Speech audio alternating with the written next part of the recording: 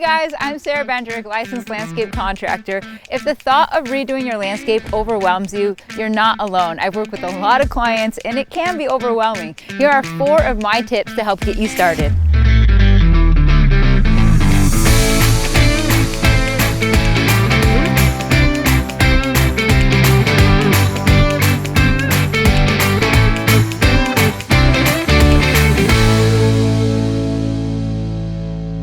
First, you want to map out the area. You want to get a good idea of the space that you're working with. To get my ideas going for a landscape, I like to use a tape measure to get an idea of the spaces I'm working with.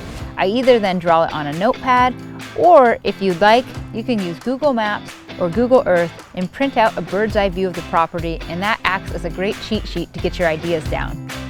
Once I get my base plan, I start to draw in the different plants or materials that I'll need so I can go shopping.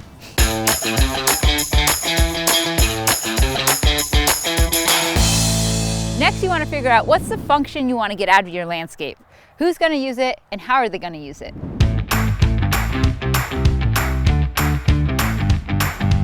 It's important to think about who will be using your yard.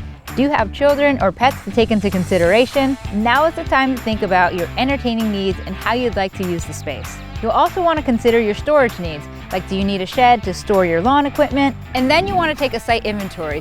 Figure out the good, the bad, and the ugly. Figure out what you want to highlight and what you want to screen out. Find areas you want to highlight by creating a focal point.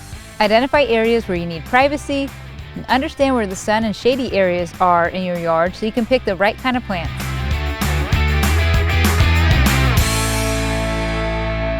You'll want to consider the slopes around your property and make sure that water is draining away from your house. If you have to break up some soil, you might consider using something like this Yard Boss from Stihl. It's a multifunctional tool, has many different attachments.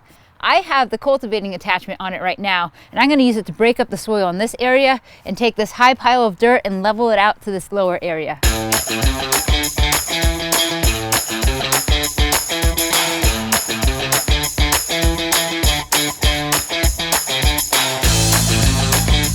While I was out here, I discovered this deciduous shrub. Now, it just looks like twigs right now, but you can see it's actually starting to bloom out. So I want to keep it in the yard and see what it turns out to be. I do want to cut this clean because you can see it's kind of flayed out. This could invite bacteria or disease or fungus, so I just want to give it a nice clean cut.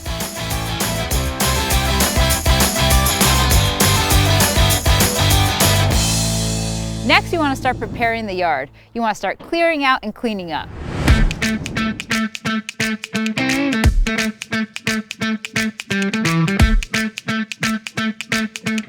After visualizing what you want your yard to look like, you can decide what projects you want to tackle yourself.